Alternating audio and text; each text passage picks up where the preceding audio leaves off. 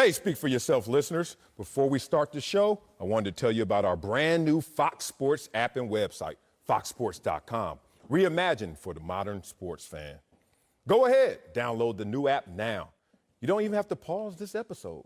Every day on the new app and website, you'll see the top stories in sports, plus a rich world of written content, videos, social media, and analytics to give you a 360-degree view of the most important stories of the day. Streaming live TV has never been so easy or elegant. Every Fox Sports game, including all pregame and postgame shows, are just one click away. For the extra invested fan, we also go deep with real-time wagering lines, trending prop bets, win probability, and key player projections. So download the new Fox Sports app or visit www.foxsports.com.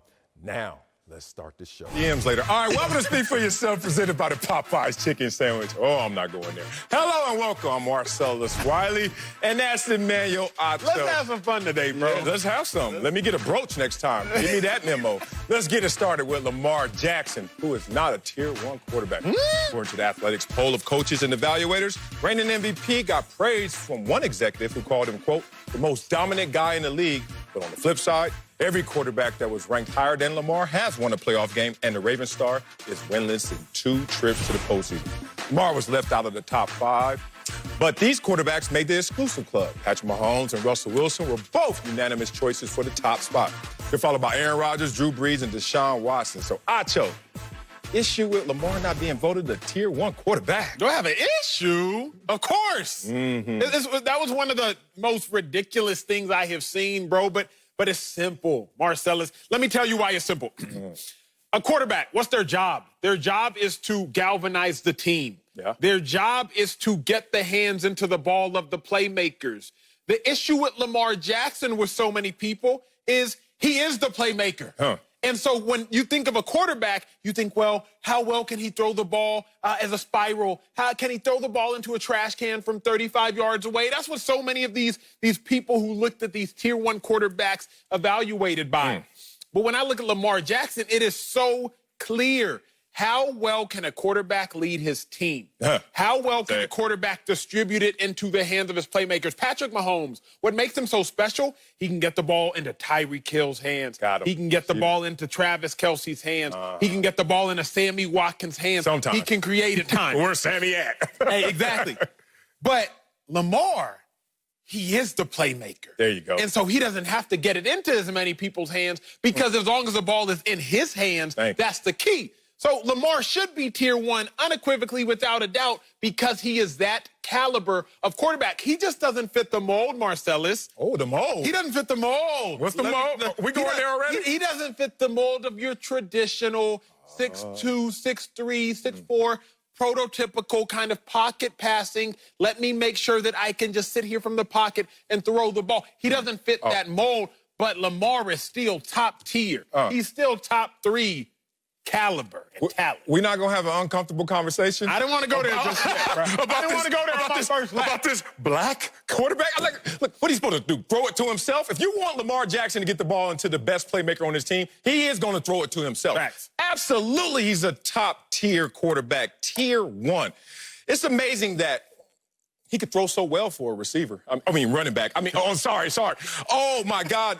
My bias is leading me in terms of my evaluation of Lamar Jackson. That's what I felt when I read this article and saw the rankings. Now, I will respect that everyone in front of him has won a Super Bowl, or it's Deshaun Watson, who did win a playoff game, or Buffalo gave him a playoff game, or Josh Allen throwing the ball backwards. I don't know what happened. Anyway, he won a game.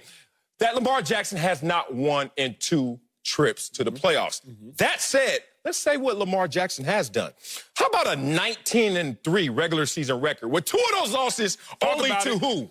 The best quarterback in the game today, Patrick Mahomes. Let's talk about how Lamar Jackson was drafted to be behind a franchise quarterback who was overpaid, underperforming by the name of Joe Flacco. He started the season on the bench holding the clipboard to somebody he was better than. He didn't finish the season holding that clipboard, resurrected that team's year, saved Coach John Harbaugh's season and his job, went out there, went to the playoffs, had to play the San Diego Chargers, LA Chargers, 2 times in 3 weeks. That's a recipe for disaster for a rookie. Comes back the next year. Oh, y'all think I can't throw? First game, Miami Dolphins, 5 touchdowns. Kept it going to the tune of leading the league in passing touchdowns, leading the league to the tune of becoming the MVP, most valuable, most dominant player. But now he's not tier 1. I'm going to take some shots in my next lap at a couple of guys that maybe Lamar Jackson should be inserted in front of. So let's just talk quarterbacks, because people watching this are like, okay, we get it, y'all, but talk to me about Lamar Jackson, the quarterback, not Lamar Jackson, the runner. I would argue that Lamar has more on his plate than any other quarterback in the National Football League, and here's why. First, let's talk about Lamar Jackson, the quarterback. 3 games last year, 5 touchdowns, no picks. Hello. Last time we saw that, 2007, Tom Brady. Tom Brady did it at the age of 30. Lamar Jackson in his second NFL season at the age of 22. Okay, let's talk a little bit more about the quarterback. Lamar Jackson, what was it? 36 passing touchdowns on 401 attempts. That's nearly a passing touchdown every 9% of the times he throws the ball. So let's just talk about the quarterback play. But now, let's talk about what he does that nobody else does. In the NFL, no quarterback has ever had over 600 yards rushing with the completion percentage that Lamar Jackson had last year, 66%.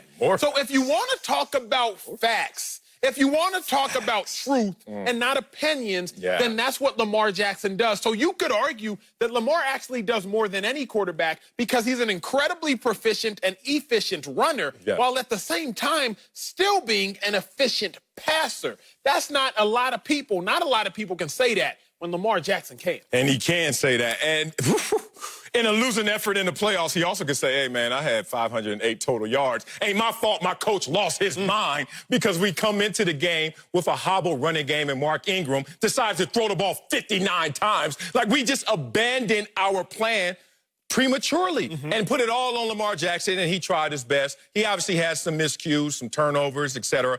But still, tier 1, yes. This is why I know he's tier 1. Anytime I've ever seen any kind of list or club, I always think to myself, am I better than the worst person on that list? Okay. So in tier 1, is he better than the worst person on that list? Okay. And I'm going to take shots because I got to get paid too. My job is over here to tell you that Aaron Rodgers going forward and Deshaun Watson going forward, I'm not taking them over Lamar Jackson going forward. Now, I'm not taking shots at what they've done in their body of work, but it's also just to highlight what I think going forward. Aaron Rodgers, when they listed him, they said, well, we're not going to blame his regression on him. We're going to blame it on the weapons around him. Oh, really? Oh, okay. And if he were in the right system, he might be better. Maybe in year 2 in this Matt LaFleur system, he'll be better. Oh, really? Sounds like a lot of reputational bias to me. Like, we're just going to excuse the, oh, he doesn't have it around him. Oh, we're going to excuse that he's in the new system.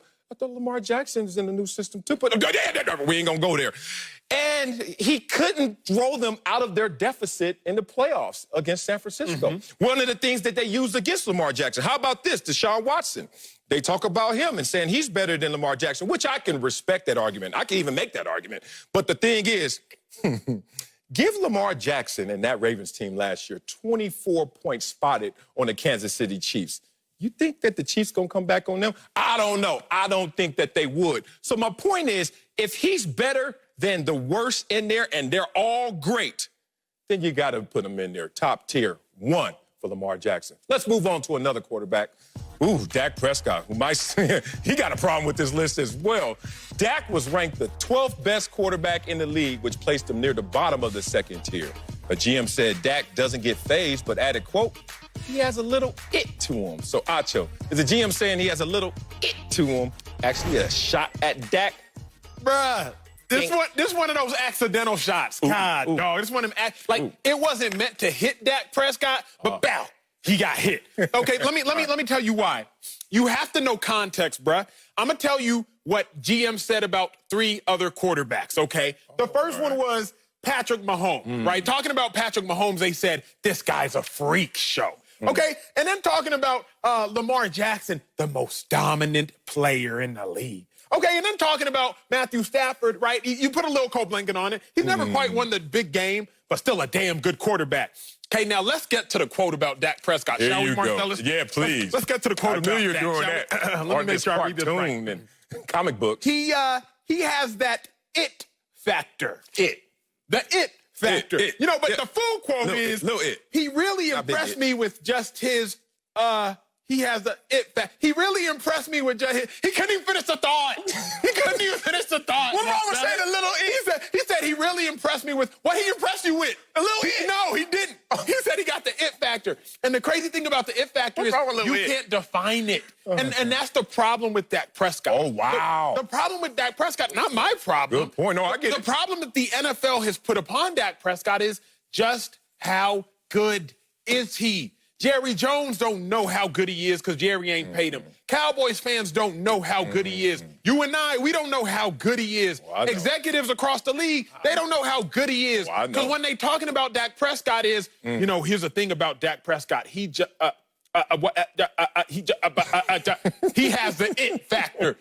Bruh, this quote, it summarizes the entire NFL's feelings about Dak Prescott. Is he great or is he not? We don't know, and obviously, he don't know either. You don't know. I do know. Talk to me then. I'm talking to a millennial that obviously someone having a little it factor is all of a sudden a problem, calls for alarm. Define it. Define it. Oh, you know what it is? It's when I run out of tangibles to talk about you, and there's something else that is I'm crying. I'm crying. That is not only enhancing your performance, but making it greater than I can even explain. Like you're greater than the sum of your parts. Stuff that knowledge on them, Wiley.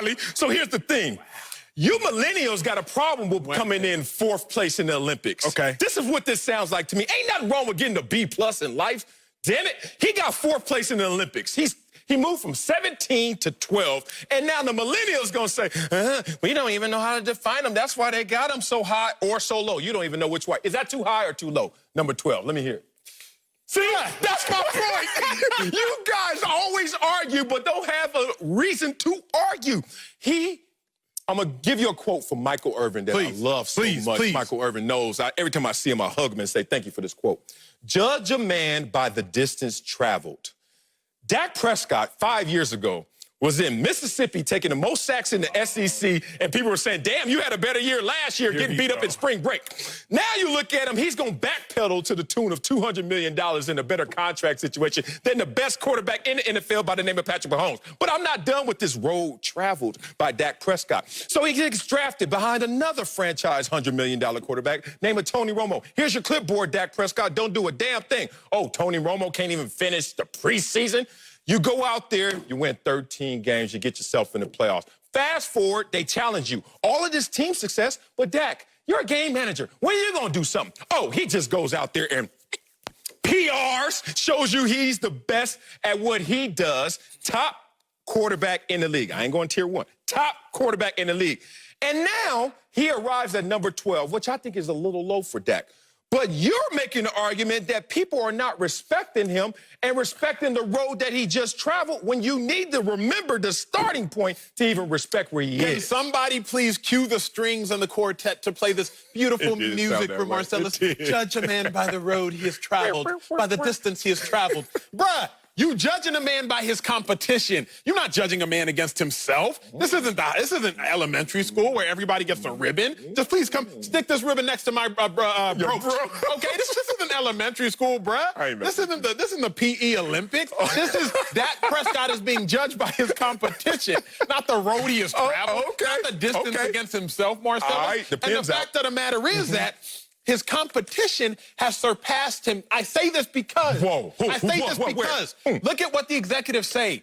Most dominant guy in the league, talking about Lamar. Freak show, talking about Pat Mahomes. Yeah, he hasn't won the big game about Stafford, but this guy's arm is amazing. But then you get to Dak. He has it. The English language, bruh, is so profound, you don't run out of adjectives to describe a guy. Okay, man. Yes, Dak Prescott put up phenomenal numbers. I'm going to give him that. He was top 5 in the league in passing yards last year. Who else was top 5? Jameis Winston. The man going missed the playoffs. Jared Goff. Missed the playoffs. There they go. Phillip Rivers. There they missed go. the playoffs. Matt Ryan missed the playoffs. So I get that Dak Prescott has put up numbers, and the thing about it is, This isn't my opinion. Listen to the people that run the league. I'm just up here talking, smacking these gums. The people that run the league, they're the ones that question Dak Prescott, sir. You out here, you think he figured it all out. Yeah, and you are flapping your guns. Ain't nothing coming out that makes sense. But let's go here, since you want to go there. Go there. First of all, since we judging it based on competition, who has the second most wins since they've been in the league? Damn it, Dak Prescott. Why you do that? Okay, who hasn't missed a game since they've been in the league? Oh, come on, Dak. Do that again to me, Dak Prescott. Okay, I'm not even going to give you all his numbers because they already top 5. We already get all that. All he needs is that ribbon, that deep playoff run. The same reason why they're slighting Lamar Jackson, because he doesn't have that playoff win. Same reason they're slighting Dak Prescott. He doesn't have a playoff run. He's won a playoff game. And it's amazing that when he had his prime opportunity a couple years ago, remember when the Dallas defense overachieved and they had Ezekiel Elliott and all they were praying for was Dak, please don't hold us back. Please don't hold us back. They came out to the L.A. Coliseum and had to play the Rams. You know what? Who held them back? The defense and Ezekiel Elliott with his 47 yards. I didn't want to go here, Marcellus. I'll go anywhere. You pushed me. Let's go. You pushed me to this point. Everybody is still hyping this Dak Prescott train. And I can't criticize him yet, but everybody's hyping Dak because his rookie season, what happened, sir? 13-3. 13-3, right? And everybody's saying, man, for a fourth-round pick, Dak Prescott, he sure overachieved. But what if he didn't? But what if that was a Super Bowl team that Dak Prescott actually held back? You see, we don't actually know because Dak Prescott stepped in and they went 13-3, and for a fourth-round pick rookie, that's really good. But what if that was actually a Super Bowl team and Dak Prescott was maybe the limiting reactant? I understand he put up really good numbers, but what if Dak Prescott was potentially the limiting reactant? Those are questions, sir, that we ain't never gonna know the answer to. Hey, you're damn right, because we got to go to commercial. So coming up, that was strong. NFL GM says he will still take the 42-year-old Tom Brady over Kirk Cousins and Matt Ryan. We'll tell you why that may not be a compliment. Next! Oh, I'm coming back with that Dak. Lou Williams going to a strip club and stepping out doesn't show me championship mindset. It's a huge deal because he's hurting his team's chances. Y'all some old curmudgeons. Here Marcellus go. Excuse absence, he goes to a restaurant. This is really some stripper shaming what we're doing here, because if you'd have went to, I don't know, a Crab Shack or something, everybody's like, oh, Lou Williams is at Crab Shack. But since he's at the strip club, all of a sudden, his mind got to be off. He can't be focused on the eye on the prize. You know the reason he ain't got a problem with Lou Williams and these lemon pepper wings? How come, huh? It's because he done spent $2,000 on French fries his damn self. 2,000. Still remember that. Welcome back to Speak for Yourself, presented by Hyundai. Let's move to Tom Brady. The new Buck turns 43 this week, but he's not getting a lot of love in the Athletics Bowl from coaches and evaluators. Brady was rated the sixth best quarterback in the league and was put in the second tier. Ugh. One GM gave a compliment saying, quote, I would still take him over Kirk Cousins and Matt Ryan. I guess that's a compliment. An anonymous executive added, quote, he's cautious. He's a little skittish in the pocket. He doesn't really want to take a hit. He's really, really smart. He knows where to go with it, but he just doesn't quite dominate. We're joined now by NFL analyst Mark Schlereth. But, Marcellus, I'm going to start with you, big bro. Are you surprised that the league is starting to doubt Tom Brady? I'm not surprised. And him being the tier 2 quarterback, I think that's accurate. You got to understand who Tom Brady is right now. I understand all around him. We're looking at the weapons as they decline, and we're saying, oh, man, didn't have the arsenal that he's used to having. What arsenal is he used to having? I mean, I remember the Randy Moss years, the Wes Welker years. Yes, Julian Edelman's a beast. But do you guys also remember there was Deion Branch, Troy Brown, Kevin Falk, even Mike Vrabel used to catch some touchdowns from Mike. So the point is, there were times when Tom Brady used to lift all the boats and not have to just ride with the tide. And now he's in a different position where you can see the decline in Tom Brady when we're talking about major statistical categories. Let's talk about how the completion percentage has gone down every single year since 2017. The yards, down. Touchdowns, down every single year. Even the quarterback rating to the tune of 88. And you know who had a higher quarterback rating than Tom Brady last year? Don't do it. Gardner Minshew, the second out of Jacksonville. The point of it is you can't always blame the surrounding pieces. Sooner or later, you got to look at the man in the mirror, and that's Tom Brady being a Tier 2 quarterback. See, I'm not convinced, Marcellus, though, brother. I don't know that they're doubting Tom Brady as much as they're believing Father Time. Oh, right? They're believing Father Time. At the end of the day, Father Time is undefeated. And while Tom Brady with the Patriots had a very good record, Father Time don't take no L's. And Tom Brady turning 43, I think you just have to understand, it's all starting to wither away. I get it. We saw that MVP season just 3 years ago. Right. But I'm going to let y'all in on a secret. You want to know when Tom Brady lost it? After he dropped that pass in the Super Bowl, Marcellus. Ooh. After he dropped that pass, them little old hands started to get a little more hands. They started to get a little older. As soon as this happened, ladies and gentlemen, after this, his completion percentage, it dropped by 5% later on in that game. Well, then the last time we saw Tom Brady was in the playoffs this past year. Tom Brady had a 54% completion percentage and a 59 QBR passer rating. Tom, he's not the same Tom intimidator that you're used to facing now. He got some weapons in Tampa. I get that. He got some dogs. I'm not saying Tom can't be a winner, but like Marcellus alluded to, a rising tide floats all boats. Tom Brady, he's just not necessarily rising the tide anymore. That's it. Well, here's what I would say. First off, anonymous GM. Okay, anonymous GM says you don't want to take a hit anymore. I bet you were a real ass kicker back in the 8th grade when you finally stopped playing football. Yes. Okay, that's number one. Yes. If I needed you to play in a game, I'd need a smoke bomb to get you out of the locker room. Once I got you out, you'd probably be standing in a puddle of piss. So I don't want to hear an anonymous GM talking about how Tom Brady doesn't have enough toughness. All he does is line up for 16 games every week. That's garbage. Has his skill set diminished? Obviously, his skill set diminishes. He's 43 years old, for crying out loud. And I know this as a former player. In year 12, I wasn't so excited about running down and hitting somebody on a trap like I was in year 1. I didn't want to do that either. Like, I was into preserving my body as much as I could. So I don't want to hear that. I think this is more about so many people in that world that want to see him fail, that want him to be out of the league, that want to be done with Tom Brady. Tom Brady still has a great skill set. Tom Brady has evolved, as we all do as we age and we lose some of our skills. That's okay. There's nothing wrong with that. But, you know, I guess when we start rating somebody as the 6th best overall quarterback and say, wow, he's really fallen off the planet, there's a bunch of teams that would line up to sign Tom Brady. And I'm telling you, if this GM's phone rang and it was Tom Brady on the other line, he'd be giddy and looking for an autograph. So, you know what? I don't want to hear about it. Wait a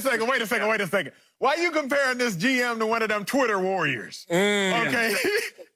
Because that's exactly what I think of that particular anonymous GM. Now, my heart is with you in terms of who this GM is, and certainly probably his resume in terms of football exploits. Usually it's a huge projection of desire more so than reality. But the word accountability comes into play. And I have to hold Tom Brady accountable like I do all players. And I'm going to personalize it for a time when I was at the top of my mountain. Now, it was never as high as Brady's, but it was high for me, and it was high for many. And there was a time when all of a sudden I looked around and I didn't have the same surrounding pieces playing on defense as a defensive end. Your best friend is your defensive tackle because he gets pushed. They released John Perella. He's gone. Junior Seau is gone. Rodney Harrison is gone. And it's just me. And then I remember every single week when I would come back sackless, and my coach would say, I know you're getting doubled and triple team, but you're working your butt off, Wiley. That's what they would say. But you know what they were thinking? We might have to go find a cheaper version of this Wiley guy if this is all he's going to give us. And that's what they end up doing. Tom Brady left on his own volition, but yet and still the writing's on the wall. We're not thinking the same of you no matter what's disappeared around you. So when I look at that judgment of Tom Brady that he had to understand as well, he's like, I'm going to go somewhere where at least I'm going to take that reason off the board, that I don't have surrounding pieces. But because he had to make that move, that transaction, that run to somewhere greater, I got to demerit you, brother. You got to drop a tear because before, when you didn't have it around you, it didn't matter. But here's the thing. If we're being real, can we be real? Sorry, gentlemen, I have to. Tom Brady being at 6 might even be high. Like, the only reason Tom Brady is getting that much of the benefit of the doubt is because his name is Tom Brady and because we don't have necessarily recency bias, but we have Brady bias. And we've seen what Brady has done over the course of time. But, Mark, if we just were to look at the stats, Brady played 17 games last year, including playoffs. His completion percentage is worse than that of Andy Dalton, Baker Mayfield, Josh Allen. And so if you're really looking at Brady, putting him at 6 is actually probably giving him the benefit of the doubt, because I still would like guys like Mahomes, Wentz, Rodgers, Watson, Russell Wilson, Lamar Jackson. Like, to put Brady at 6 actually is probably fairly kind and probably taking into account a lot of the weapons that we haven't seen him play with going into the season. There the millennials going. Arguing both sides. I will tell you this, and sometimes numbers often lie.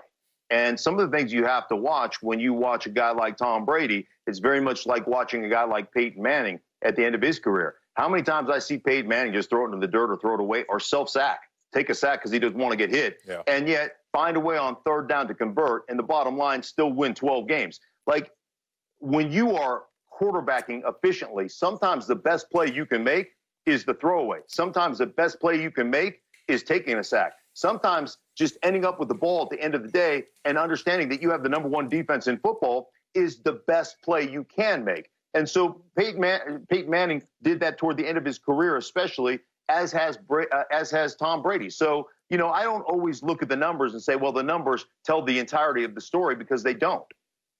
Well, look, this year in Tampa Bay, because of the weapons around him, Father Time is going to meet head-to-head with Father Tom. Yeah. And we're going to see who's going to win that battle, because all excuses are gone. With the receiving core, the tight ends he has, the running game he has, the coaching staff. Marcellus. Hey, Preach. we're going to see Father Time versus Father Tom, see who wins that one. I think that Tom Brady, like you said, and to your point, we're not going to see him fall off the cliff this year. So many people have been waiting for Tom to fall off the cliff. It's not a matter of seeing him fall off the cliff when you have Mike Evans, when you have Chris Godwin, when you have Rob Gronkowski, and most importantly, Bruce Arians is a head coach. He is a quarterback stat inflator. And Leftwich. And Byron Leftwich at OC. Even if we were going to see Tom Brady, his stats diminish, this is not the year. But like you said, Father Tom versus Father Time, we're going to see who exactly is going to win that battle. Coming up, the Patriots just had 2 defensive starters opt out this season. And I'll tell you why I think that dude Tom Brady's exit may have played a role. Next, Speak for Yourself, presented by Hyundai. Tonight on FS1, Cody Bellinger and the Dodgers take on Jose Altuve and the Astros. All starts at 8 Eastern, 5 Pacific, only on FS1 and the Fox Sports app. Welcome back to Speak for Yourself, presented by Hyundai. Let's head to New England, who will be out without 2 of their top players on defense this season. Linebacker Dante Hightower and safety Patrick Chung are among 6 Patriots who are choosing to opt out of the 2020 season. Hightower became a father this month, and Chung and his wife are expecting a baby. Joined again by Fox NFL analyst Mark Schlereth. Acho, let's start with you. What's your reaction to 6 Patriots, including Hightower and Chung, opting out? Man, I'm worried about the Patriots, bro. I was hyped for the last month and change after they signed Cam Newton. I said, they're not going to miss a beat. You got Super Cam. Even yesterday, we were on the show saying Cam Newton, they'll make you forget about Tom Brady. All right. Well, I think some of these players haven't forgotten about Tom Brady. Oh, because no. you got guys like Patrick Chung and Hightower. First off, we got to put some respect on their name. I know a lot of defensive players, Marcellus, don't get a ton of love. But Hightower, he came into the NFL when I did. Same year, same agency. I've been on TV for 5 years. He's still been balling. Okay, 3-time Super Bowl champ, 2-time Pro Bowler. This is a huge loss for the Patriots. Then I think about Patrick Chung, been a part of several of their Super Bowl runs. Patrick Chung gets safety. He's another one of those heartbeats of this defense. Been a part of this franchise and organization for years. A guy I played with in Philly. These types of dudes, losing these players, it's a huge loss. But it makes me wonder, Marcellus, is it have to do with the departure of Tom Brady? I don't know that if you got a serious shot in your head in winning another chip, I don't care how many chips you won. I don't know that you can make that decision to opt out if you really think you're about to win the chip. Now, I understand my dog Hightower got engaged recently had his first child. I get that. But I'm just wondering, does this mass, not exodus, so to speak, but this mass chill or pause button that they're playing, does it have to do with the departure of Tom? It's worrying me, people. It's worrying. Thanky, thanky, dog. Yeah, well, I mean, if I'm looking at Tom Brady, the departure of Tom Brady, obviously you always want to have a chance to win a championship. I get that aspect of it. And I think when you've accumulated the money that you've amassed the money that you can actually sit down, you've got some situations in your home with the pregnancy of your wife and the birth of your child where you're looking at those things saying, wait a minute, there are other things in my life that are really important now, and I've amassed a certain amount of money, because money does one thing for you. You know, people think that money brings you happiness. No, it doesn't. It brings you the opportunity to make decisions, right? It really gives you opportunities. And so you have an opportunity to opt out of this season. One of the things that I'm really interested in, and I think it's an interesting take, Emmanuel, about the whole Brady aspect of it, and can we win a championship, and is it time to just relax now that Brady is gone? Do I want to deal with Belichick without having the buffer of Brady there on my side? You know, maybe all those things factor into veteran guys, but certainly when you've played long enough, it gives you the option to make that decision. But one of the things that I'm really interested in, because when I look at the New England Patriots, I think of this. I think they are the best in the business of understanding what guys are, what guys aren't, playing to their strength, and not worrying about the potential. Don't tell me what a guy might be. Tell me what he is, and let's put him in the best situation to have success. They do a better job of development during the course of a season than any other team in football, where all of a sudden a guy comes in and you've never heard of him before and he becomes a star. That's the New England Patriots. So this is just another opportunity for them to show that they have the best staff and the best system in all of professional football. Yeah, I can't put any of this on Tom Brady. I do know that the only thing that is constant in life is change. And guess what has changed in these guys' lives? You're talking about having a baby. Whether you had a baby in Hightower or you're having a baby in Patrick Chung, you're talking about priorities changing as well. I've been there when I was a single guy motivated by just getting on the football field. Hey, that championship aspiration, that was your deepest motivation. Then you have a child and you start to realize it's only about family and the financial status of what you're getting from your profession. That becomes your deeper motivation so you can take care of you and yours. So none of these guys are naming their kids Tom Brady. None of these kids, Tom Chung and Tom Hightower is not coming out the womb. This is about a priority shift, which I truly respect. Other guys have some health and injury safety concerns beyond just having kids. But you have to look at this as a situation where when Acho is still single, y'all. He's 29. He's still in these streets, you know what I mean? As Coach used to say, he's burning both ends of the candles. And, you know, when you come into it with that mindset, you may look at this as, oh, we can't win a championship. I'm going to forego a season in red shirt and give up some money. But when you're a family man, you realize, hey, it's all about your priorities. But let me ask you, Marcellus, let me ask you this. Is this a COVID-infected change? Because don't act like several players either haven't missed births of children or several players haven't gone to the birth and then instantly played on games the same day. I have teammates that have been through those things. And again, P. Chung, my dog Dante Hightower, different situations. But you can't just sit here and try to tell me that the family man thing is what is trumping football for these two specific individuals when every season several players across several different teams go through similar situations. So I just need you to make it make sense some for clarification? me, Marcellus, please. Okay, let me tell you how many years I've been married? 5, 6 years right now. I learned a long time ago the power of pillow talk. And if you want to move many men, just whisper to one. And trust me, it will move many men. Significant others, family members. You never know what's in your circle of influence and concern that you have to now respect because you are the head of household. Hey, you're the golden goose laying all these golden eggs. So when you were single, and Coach used to say, hey, man, you can't hoot with the owls and soar with the eagles. Well, when you get married, you realize how real that is, and you just change how you look at life. So a situation like this, let's be real. The ship is tight in New England in normal situations. In a pandemic, that's the tightest ship ever. So some of these guys may be living through football, which is a living hell at times. Let's be real. No one chooses football. Football chooses you, damn it. And then when you're in the midst of that hell, that tight ship called the Patriots way, you see an exit door. and someone reminds you, you good this year. We got enough money to make it through. We can get the little furlough and get our little allotment. And then next year you can rest all your injuries, take care of the family, and we'll reset. It's enticing. The simple life of having a lot of money in the bank and family surrounding you, sometimes it's seductive. You know, interestingly enough, I have a son who's 34 years old and still playing professional baseball. And I'm talking on his behalf to about 20 major league teams right now. And all 20 of these teams want him to go down to an independent league just to prove that he's healthy and throw for a couple of weeks. And his wife is pregnant. He's like, listen, man, I'm not going down to Houston, where Houston is surging right now and putting my family at risk. And I can survive without baseball. I still want to play baseball, but I can survive without it. So I'm not going to do that. You know, you have those opportunities. By the way, did you say Acho was 29 years old? Yes.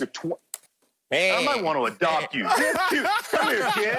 I might adopt you. I'm done, Marcellus. You done? Let's keep it going then, man. Coming up, the Greek Freak put on a show in the bubble yesterday. We'll tell you if the Bucks need to win a championship to keep the MVP in Milwaukee. Next, Speak for Yourself, presented by Hyundai. Welcome back to Speak for Yourself, presented by Hyundai. Let's head to the NBA bubble, where Giannis Antetokounmpo went off Monday with 30 points in a scrimmage. The Bucks are title contenders because of that man, the Greek Freak. But his days in Milwaukee could be numbered. The reigning MVP can become a free agent at the end of the 2021 season. But we're joined now by analyst Slick Rick. Marcellus, I'm going to start with you. Oh, are you? Do you think that Giannis has to win one this or next season? Otherwise, he's leaving Milwaukee. Nope. That sounds like an antiquated mindset that you have to win a championship. You have to be in a certain situation. You have to be somewhere to now be someone. That's antiquated. So, one, I'm not going there. But more importantly, do you guys know who Giannis is? And I'm not going to get my Nigerian flex on and say his last name. I saw that. My wife's Nigerian. She can nail his last name, too. I'm like, I don't know what the hell. I just see a bunch of vowels and syllables. But I do know who he is in terms of mindset. This is a guy who likes to poke the bear. This is a guy who's like, oh, I don't have access to basketball and to a court during this quarantine. Oh, yes, he did. This is a guy who's like, I don't want to play with all these guys and get run. They're not my friends. They're my opponents. They're my foes. But he still gets his game tight. You got to understand his background, where he had to truly bet on himself. He's not a storied AAU star like a lot of these other guys. I watched a documentary on him, and my man, outside the United States, was in the plaza selling watches. Like, we out here sometimes forget what poverty really looks like. Talk about it. And he is next level from the bottom. And he had to bet on himself. Even when he got to the NBA, a lot of people were discounting him, saying, oh, he's too skinny. I don't think he put weight on. I don't think the skills will come. I don't think the game is going to come. And he becomes Giannis. When you become that from that beginning, judging a man by the distance traveled, you bet on yourself. You bet that you can make it in Milwaukee, not you have to go somewhere else and seek it. Here's the thing, bro. You talked about betting and betting on yourself. Giannis is playing with house money. Taking number 15 overall, Giannis was never supposed to do what he's already done. Right. One MVP, potentially likely about to be back-to-back MVPs. So Giannis is already Gucci when you look at it from the outside in, but you got to look at it from the inside out. You got to look at the man. Giannis, he ain't talking about playing with nobody else. And Slick, I can already feel the craziness that's about to come out your mouth. So before it does, I'm going to preemptively beat you to the point. Giannis, think about what he said. He said, Kobe did it, Duncan did it, Dirk did it. I want to stay in Milwaukee for 20 years. Yes. Think about what else Giannis said. He said, my goal is to stay here and bring Milwaukee a chip. Yes. I would never leave for L.A. Giannis doesn't want to be the type of person that has to go somewhere else to win. He don't really got friends. When LeBron did it, LeBron was already crowned king prior to coming into the NFL, into the NBA. LeBron has already had it in his mind that he is chasing a GOAT that may never be caught in Michael Jordan. So LeBron had to make that move.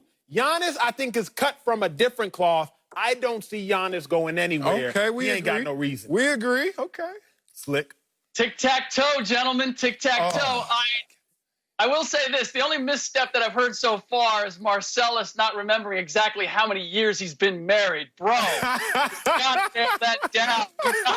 Hey, you got a spare room? Let me come through. Bro, that's the one you have to have. So look, as Marcellus noted, as both of you have noted, he's of a different ilk. He's not an AAU baby. He came from overseas. How many overseas guys have fought their way to big markets? The Gasol brothers stayed in Memphis forever. They only left when the getting was good. So it's simply, that's not the way they look at it. And by the way, you said Giannis built him into that. He bet on himself. You know who else bet on him? The Milwaukee Bucks. Yeah. And they have everything possible in that small market to put the talent ultimately around him. It's the Lakers today. It was the Warriors last week. There are going to be other teams, but this is the other element that people are not taking into account. The result or the impact of this pandemic and the financial impact that's going to have on the salary cap. These teams aren't going to have the requisite ability to sign him as a free agent. They're not going to have the cap space. And as one of his teammates told me, Giannis would never force a sign and trade in a million years. He's a loyal dude. You don't see his pregame fit. You don't see him wearing swag. You don't not an LA guy. So we can put this to bed. I really don't believe, unless something extraordinary happened, that he would be going anywhere. But I got to ask you guys, why don't we believe guys anymore? Like, he's literally said, I want to stay in Milwaukee. And everybody's like, oh, LA could be coming. Like, what's he going to do? Giannis has said it. He's going to stay. I think we need to believe him. Yeah, look, I believe him, but I understand living in L.A., every offseason, it was always, this next star is coming here because he has an offseason home in Malibu. He's going to play for the Lakers. It's the Knicks way. Every offseason, the Knicks are talking about, look, remember LeBron's coming, Durant's coming. Durant didn't even give him a damn meeting.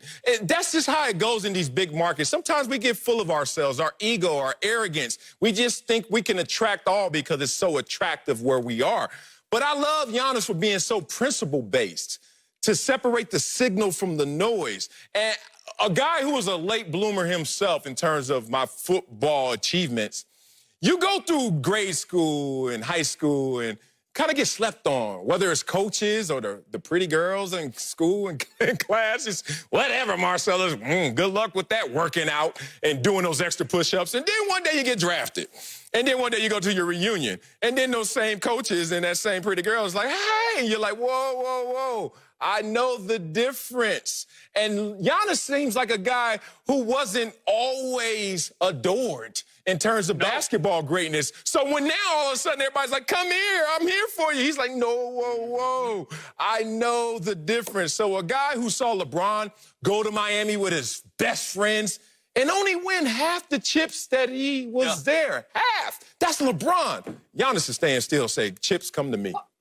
By the way, have we taken note of the Lakers and LeBron's ability to recruit of late? Ooh. No Kawhi, no KD, no Kyrie, no Jimmy Butler. If you can't get Jimmy Butler to the Lakers, you sure as hell aren't getting Giannis Antetokounmpo in an LA uniform. So then, Slick, let me ask you this. So you're not worried about the fact that the Bucks, Lakers staying in the same hotel in the bubble, there might be a little bit of tampering going on. Talk to me about that. Oh, no, 100%. And I can tell you, GMs told me this going in. They've created the tampering bubble. I mean, you're staying in the same hotel, GMs and executives, we're taking the same elevator. Giannis, hold that elevator. That can happen. And I would say if it was anybody other than Giannis, I'd be really worried. But to me, he's not a guy who's looking to go to LA or to join forces. And all those guys that I mentioned, LeBron at this stage, like, guys respect LeBron. They respect what he's done, no doubt about it. But do they want to go and play with him and stand in his shadow and add to his legacy before he says goodbye? I just haven't found a guy yet who's willing to do that. Man, y'all acting like this New Jack City and Nino Brown the only one with a cell phone. Like, this is 2020. Ain't no bubble gonna create tampering. These dudes already know how to get in contact with each other if they want to. This bubble is not going to do anything more than they already can do. You already know. You watch this show, you're going to get a Nino Brown, a New Jack City, some kind of reference from Marcellus. Walk-a-bye, baby. Coming up, an NFL GM says Dak Prescott has a little it in him, whatever that means. We'll ask Uncle Jimmy what the heck it is next. Speak for yourself. Presented by Hyundai. Welcome back to Speak for Yourself. Let's talk Dak Prescott, who was ranked the 12th best quarterback in a poll by The Athletic. One GM said Dak, quote, has a little it to him. Oh, Acho over here, man. We're joined now by Uncle Jimmy. What does it mean? Make it for make Dak? sense, Unc. Yeah, Make it make sense. What's up, Uncle? Look here, man. The it factor means either you got it or you ain't. Some do, some don't. Ain't that Some will, some won't. Some won't. All right. Patrick Mahomes has it. He do. Dak Prescott don't. Oh, boy, man. He hasn't really... Emmanuel Ocho has it. Marcellus Wiley don't. Uncle Jimmy has it. Does he? Oh, really? Other people don't. Hell, I got so much of it. Hell, I'm trying to give some of it away. Give some away, Bottom line is Dak got it. And Dak ain't got it. Never has it. Never will. That was what I need y'all to do is write it down. All right. Take a picture of it. Okay. Do a TikTok of it. Because all y'all doing is give me 37 seconds on this show. And I got a lot better things to talk about than a Dak damn Prescott, okay? That's what we need. You had a minute 15, huh? I know, exactly. You had a minute. Stop rubbing your belly for the first 20 What seconds. did I have to do? Talk about a doggone Dak Prescott. Yo, it has an S and an H before it. That's it for us. Fox Bet Live is next. Great show in the guy.